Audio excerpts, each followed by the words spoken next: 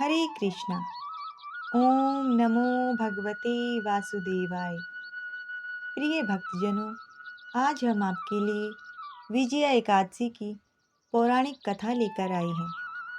धर्मराज युधिष्ठिर बोले, हे जनार्दन, फाल्गुन मास के कृष्ण पक्ष की एकादशी का क्या नाम है तथा उसकी विधि क्या है?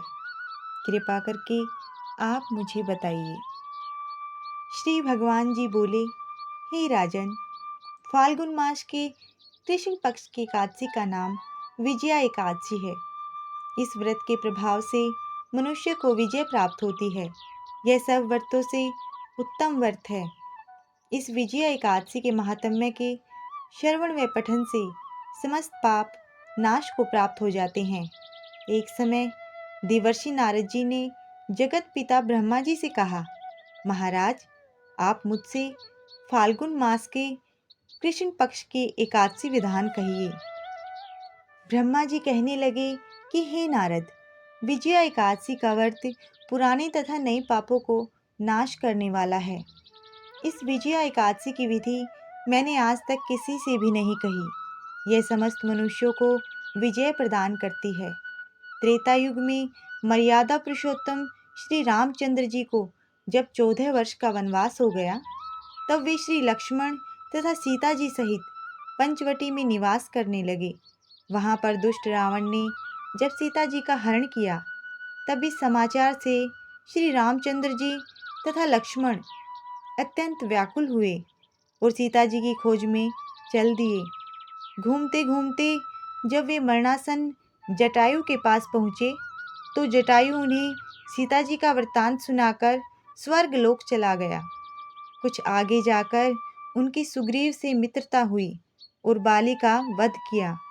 हनुमान जी ने लंका में जाकर सीता जी का पता लगाया और उनसे श्री रामचंद्र जी और सुग्रीव की मित्रता का वर्णन किया। वहां से लौटकर हनुमान जी ने भगवान राम के पास आकर सब समाचार कहे। श्री रामचंद्र जी ने वानर सेना सहित सुग्रीव की संपत्ति से लंका को प्रस्थान किया। जब श्री रामचंद्र जी समुद्र के किनारे पहुँचे, तब उन्होंने मगरमच्छ आदि से युक्त उस अगाध समुद्र को देखकर लक्ष्मण जी से कहा कि इस समुद्र को हम किस प्रकार से पार करेंगे। श्री लक्ष्मण जी ने कहा, हे पुराण पुरुषोत्तम, आप आदि पुरुष हैं, सब कुछ जानते हैं। यहाँ से आधा योजन दूर पर कुमारी द्वीप में वक्तालब्य नाम के मुनि रहते हैं।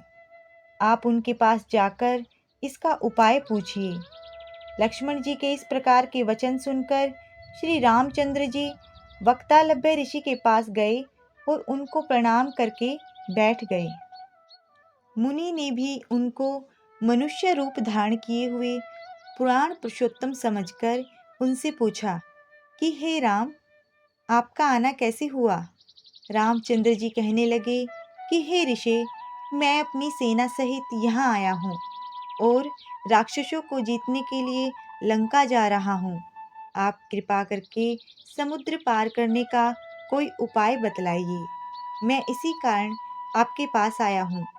वक्तालब्य ऋषि बोले कि हे राम, फाल्गुन मास के कृष्ण पक्ष की एकादशी का उत्तम व्रत करने से निश्चय ही आपकी विजय होगी।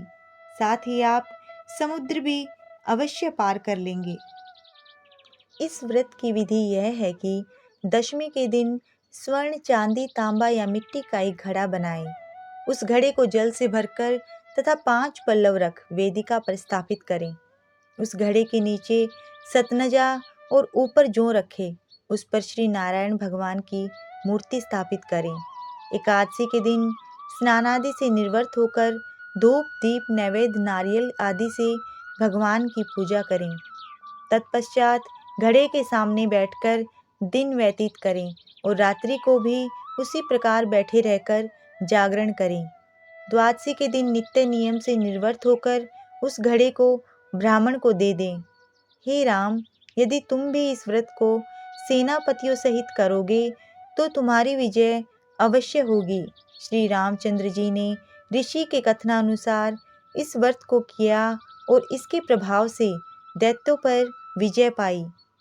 अतः हे राजन, जो कोई मनुष्य विधि पूर्वक इस व्रत को करेगा, दोनों लोकों में उसकी अवश्य विजय होगी। श्री ब्रह्मा जी ने नारद जी से कहा था कि हे पुत्र, जो कोई इस व्रत के महात्म्य को पढ़ता या सुनता है, उसको वाजपेय यज्ञ का फल प्राप्त होता है। जय श्री हरि विष्णु। आप सभी श्रोताओं को नम्र निवेदन है, चैनल को सब्सक्राइब करें, लाइक करें, शेयर करें। धन्यवाद।